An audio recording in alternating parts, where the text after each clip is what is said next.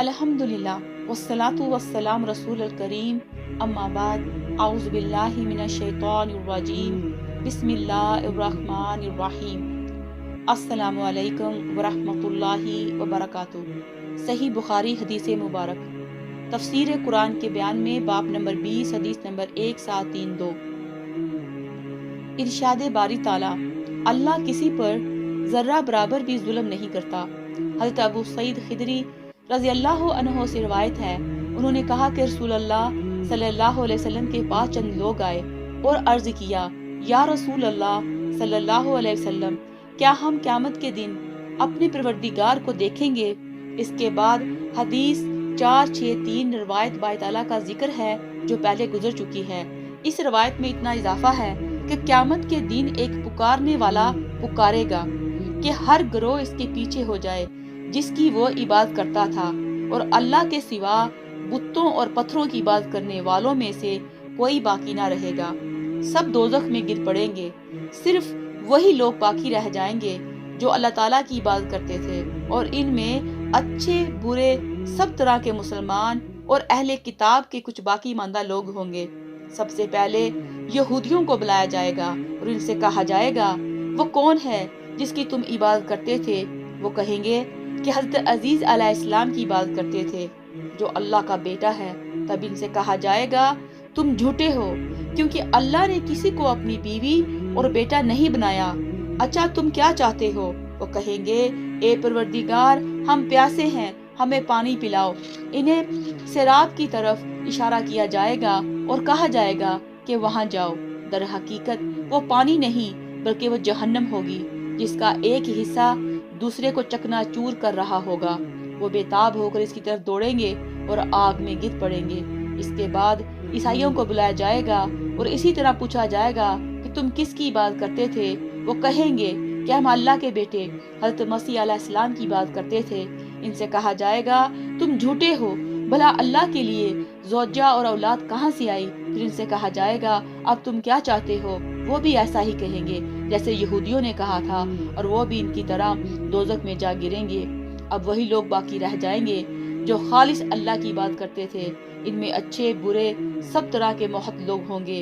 इस वक्त परवरदिगार एक सूरत में जलवागर होगा जो पहली सूरत से मिलती जुलती होगी, जिसे वो देख चुके होंगे। इन लोगों से कहा जाएगा, तुम किसके इंतजार में खड़े हो? हर उम्मत अपने माबूद के साथ चली गई है। वो अर्ज करेंगे, हमें दुनिया में जब इन लोगों की जरूरत थी, इस वक्त तो हमने इनका साथ ना दिया, तो अब क्यों दें? बल्कि हम तो अपने सच्चे परवरदिगार की इंतजार कर रहे हैं जिसकी हम दुनिया में इबादत करते थे। इस वक्त परवरदिगार फरमाएगा, मैं तुम्हारा रब हूँ। फिर सब 2 या 3 बार यूं कहेंगे, हम अल्लाह के साथ किसी को शरीक ठहराने वाले नहीं थे। फवाइद सही बुखारी की एक रवायत में है कि अल्लाह इनके सामने ऐसी सूरत में जलवागर होगा जिसे वो नहीं पहचानते होंगे, और जब अल्लाह इनसे फरमाएगा, मैं तुम्हारा परवरदिगार हूँ, तो कहेंगे कि हम तुझसे अल्लाह की पनाह चाहते हैं। बाब नंबर 21 हदीस नंबर 1733। इरशाद बारी ताला, इस वक्त क्या हालत होगी जब हम हर उम्मत में से एक गवाह लाएंगे। हज़रत अब्दुल्लाह बिन मसूद रज़ियल्लाहु अन्हु से रिवायत है, उन्होंने कहा, रसूल अल्लाह सल्लल्लाहु अलैहि वसल्लम ने मुझसे फरमाया कि मुझे कुरान पढ़कर सुनाओ। मैंने अर्ज किया, भला मैं आप सल्लल्लाहु अलैहि वसल्लम को क्या सुनाऊंगा? आप सल्लल्लाहु अलैहि वसल्लम ने पर तो खुद कुरान उतरा है। आप सल्लल्लाहु अलैहि वसल्लम ने फरमाया, मुझे दूसरों से सुनना अच्छा मालूम होता है। फिर मैंने सूरह निसा पढ़ना शुरू की, यहाँ तक कि जब मैं इस आयत पर पहुंचा, भला इस दिन क्या हाल होगा जब हम हर उम्मत में से अहवाल बताने वाले को बुलाएंगे। फिर आप सल्लल्लाहु अलैहि वसल्लम को इन लोगों पर गवाह की हैसियत से खड़ा करेंगे। फिर आप सल्लल्लाहु अलैहि वसल्लम ने फरमाया, बस रुक जाओ। मैंने देखा कि आप सल्लल्लाहु अलैहि वसल्लम की आंखों से आंसू बह रहे थे। फवाइद, आप सल्लल्लाहु अलैहि वसल्लम को अपनी उम्मत पर तरस आ गया, इसलिए रोए, क्योंकि आप सल्लल्लाहु अलैहि वसल्लम ने अपनी उम्मत के किरदार पर गवाही देना है, जबकि बाज उम्मत के बाज अमाल ऐसे होंगे जो जहन्नम में जाने का बाइस होंगे। बाब नंबर 22 हदीस नंबर 1734।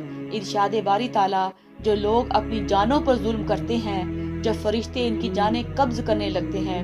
हज़रत इब्ने अब्बास रज़ियल्लाहु अन्हु से रिवायत है, کہ رسول اللہ صلی اللہ علیہ وسلم کے زمانے میں کچھ مسلمان مشرکین کے ساتھ ہو کر ان کی تعداد اور طاقت بڑھاتے تھے۔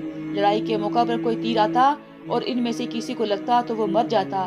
اس موقع پر یہ آیت نازل ہوئی، جو لوگ اپنے نفس پر ظلم کر رہے تھے، ان کی روحیں جب فرشتوں نے قبض کی تو ان سے پوچھا کہ تم کس حال میں مبتلا تھے۔ فوائد: اس روایت کا سبب بیان کچھ یوں ہے کہ عبداللہ بن زبیر رضی اللہ عنہ کی حکومت میں اہل شام سے لڑنے کے لیے اہل مدینہ میں سے ایک دستہ تشکیل دیا گیا۔ ان میں ابو السعود محمد بن عبد الرحمن بھی تھے۔ وہ حضرت اکرمہ سے ملے تو انہوں نے یہ حدیث بیان کی۔ ان کا مطلب یہ تھا کہ اہل شام بھی مسلمان ہیں، ان سے لڑتے ہوئے جو لوگ مارے جائیں گے ان کا خاتمہ بموجب آیت ہزابرہ ہوگا۔ باب نمبر 23، حدیث نمبر 1735۔ ارشاد باری تعالیٰ: ہم نے تمہاری طرف اس طرح وحی بھیجی ہے جس طرح نوح علیہ السلام اور اس کے بعد پیغمبروں کی طرف وحی بھیجی تھی۔ حضرت ابو ہریرہ رضی اللہ عنہ سے روایت ہے، وہ رسول اللہ صلی اللہ علیہ وسلم سے بیان کرتے ہیں کہ آپ صلی اللہ علیہ وسلم نے فرمایا کہ جو شخص کہے کہ میں حضرت یونس بن متی علیہ السلام سے اچھا ہوں تو وہ جھوٹا ہے۔ فوائد: حضرت یونس علیہ السلام سے یہ غلطی ہو گئی تھی جو اللہ نے معاف کر دی۔ رسالت کا درجہ تو بہت بڑا ہے، کسی شخص کو یہ حق نہیں کہ وہ اپنے آپ کو حضرت یونس علیہ السلام سے بہتر خیال کرے۔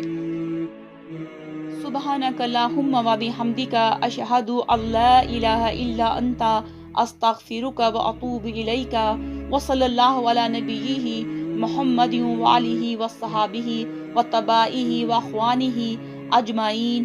والسلام علیکم ورحمۃ اللہ وبرکاتہ۔